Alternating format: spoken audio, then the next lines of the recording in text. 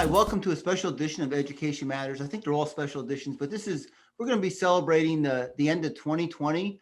It's the holiday season, and I really have a special guest who does some amazing work in the district of New Brunswick. I'll introduce her, Jennifer Olawski. Jennifer, welcome. How are you? Thank you so much, Ray. I'm doing excellent. How are you doing? I'm doing great. I'm glad the year's coming to an end, and we can probably take a couple days to recharge our batteries. It's been a tough year. First of all, just tell us a little bit about the school that you work at, and we'll get into the reason for the season a little bit. Absolutely. So I teach at Paul Robeson Community School for the Arts, and it is currently pre-K through 8th grade. I teach health and physical education, and we've been virtual since the shutdown. But we're making the best of it. I met you last year and I was blown away. For those who don't know, she was also Middlesex County Teacher of the Year last year. You have something called the reason for the season. Explain what the reason for the season is. Reason for the season is just a program that I started 5 years ago, and it simply is a way to ensure that every single student in my school receives a Christmas present. And how did that get started? 5 years ago, what spurred you on to say, I'm going to do this? So we shared an office with some of the other special area teachers, the Spanish teacher, the other phys ed teachers, the art teacher. Our door was always open, and the students would sometimes come on in and pop their heads in and say hello, or borrow a pencil, or ask for a snack. And one day in November, one of the first graders came in, and we got to talking, and I asked her if she was excited for Christmas. And she really had this strange look on her face. And in that moment, I knew I had to continue to question. As educators, it's important that we ask the right questions at the right time. So I simply asked her, I was like, why are you not excited? How could you not be excited for Christmas? Because I knew she celebrated. And her response was simply that she's never received a Christmas present before. So, that's how this whole thing started. I knew that if she was going through that and in that situation, that there could be other students in the same situation. And so it blossomed from there. That was in the district of Patterson. Now you're in New Brunswick. Just for our audience, how many gifts did you have to get this year? We had 800 students this year in my new school. So this was the most amount of students that I ever had to purchase for. And, luckily we were able to get multiple gifts for each student this year. And what are typically the gifts that you give? Usually, winter hats or gloves, a science kit of some sort, like a little project for them to do. And this year I got the middle school students headphones because they could use it for their computers, for virtual learning. They could also use it for their phones. I got Crayola markers this year. So they got a bunch of good stuff. And I know you've gotten great support from your administration, both the building principal and the superintendent. Is that true? Absolutely. Yeah, they were all on board. Now, you and I we've talked on many occasions on different topics, but I remember talking to you in the summer about the reason for the season. I know it was weighing heavy this year because of the pandemic. So what were some of the obstacles that you thought? Did anyone say, you know what, Jennifer, maybe this is not the year to do it? Absolutely. I spoke to a few people about it, including you, Ray, and unfortunately, there were some people who told me that I wouldn't be able to make it happen this year. And, that kind of came and went. That I couldn't focus on that because I knew during a pandemic is exactly when the kids will need it most.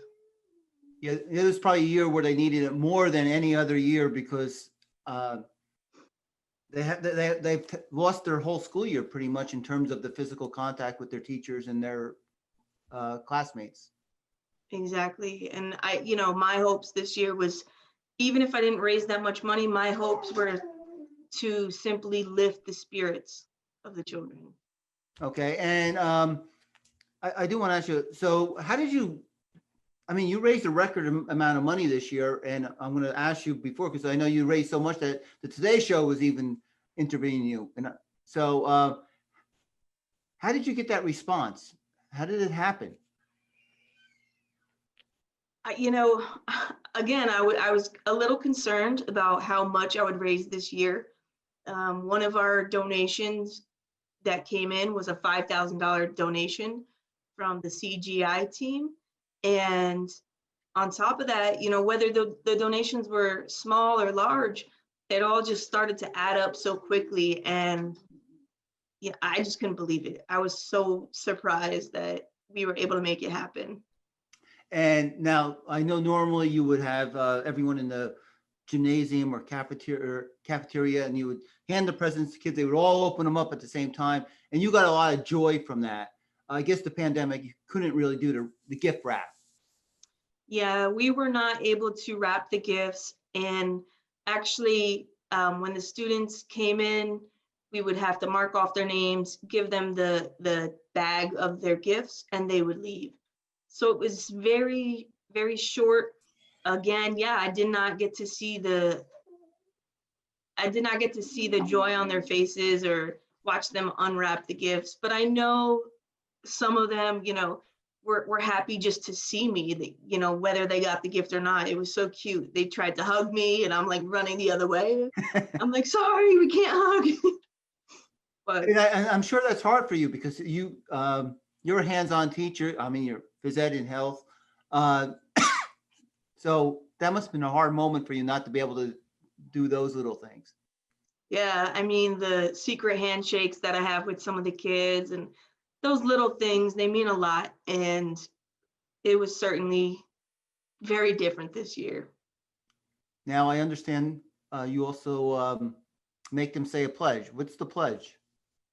Yes, so I started this pledge years ago, and I do change it up every so often.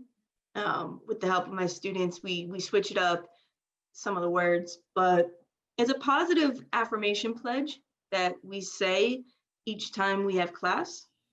So I say it about 7 times a day, every day, and it's simply just a way for them to remind themselves that they are important and they are special. And if you start to say something enough, you'll start to believe it. And that's really why I do it with them. And one last thing. I mean, you had great success this year, so I guess you have to keep doing this. Are you going to make it even? What are you going to do next year to try to top it off? That's an awesome question. I certainly am doing it next year. In fact, we did have some of the money left over from our last minute donations that are in our school account. So we do have a head start as far as that goes. And yeah, I'm not sure what to get them next year, but I am really excited because I know it is going to be bigger and better. And I'm hoping we'll get to have the big event and the wrapping and get to see the joy on their faces next year. I just want to also pass on that you said that you had them say the pledge to make them feel that they're special. Well, I think you're special for what you do for all these students. I think it's amazing. The minute I read about it, I reached out to you to do a presentation on it. And I think at the end of this year, I think it's inspirational from my perspective, how you did all this during a very difficult year. And I have to say, I was like thinking about it too in the summer saying, boy, I don't know how Jennifer's going to pull this off. So you amazed me. So I think we'll put up your, is your GoFundMe page up all year round? It's currently still up. And again, the money goes straight into the student activity account. I'm not sure when we're closing it, Okay. but any leftover money is going to be used for next year. And I really appreciate those kind words, Ray. That means a lot to me coming from you. So thank you. Oh, and for anyone who out there listening, you can go to the Today Show. She had about 8 minutes on the Today Show. She was on News 12, and now she ended with the best program. So I like to I like to thank Jennifer Olawski, and they call you Miss O, right? They That's do. kids, yeah. That's pretty traditional, and that's particularly in elementary school. So Miss O's reason for the season, it's very amazing, and thank you for all you do for the students in New Brunswick. My pleasure. They deserve it. And thank you so much, Ray, for taking the time to speak. Okay, that brings us to the end of this program.